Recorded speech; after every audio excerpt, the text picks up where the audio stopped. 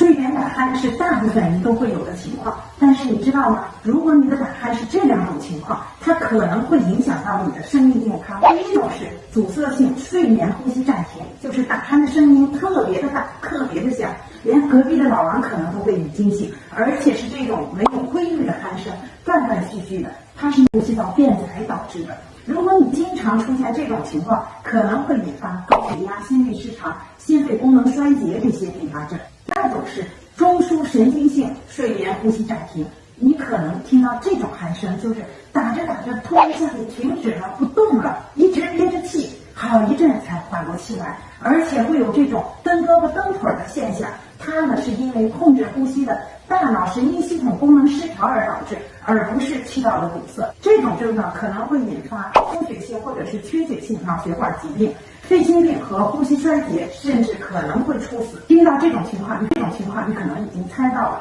这个症状就是我们通常所说的呼吸暂停综合征。如果你出现这种情况的打鼾，那应该怎么做来改善这些症状呢？第一，要增强体育锻炼，保持良好的生活习惯。第二个，建议你不要抽烟喝酒，因为它可以引起呼吸道症状的加重，让你的呼吸紊乱、血液供氧不足，而引发一系列的心脑血管疾病。第三，如果你是属于这种肥胖的人群，那么你需要脑血管疾病。第三，如果你是属于这种肥胖的人群，那么你需要减肥了，加强体育锻炼。第四个，晚上睡觉的时候可以采取侧卧的姿势，避免在睡眠的时候舌头软腭堵塞到你的气道。如果你出现这种情况，已经严重影响你的健康，比如每天睡觉的时候都会打鼾，声音也会越来越大，经常被自己憋醒，第二天头昏脑胀，精神变得抑郁焦虑。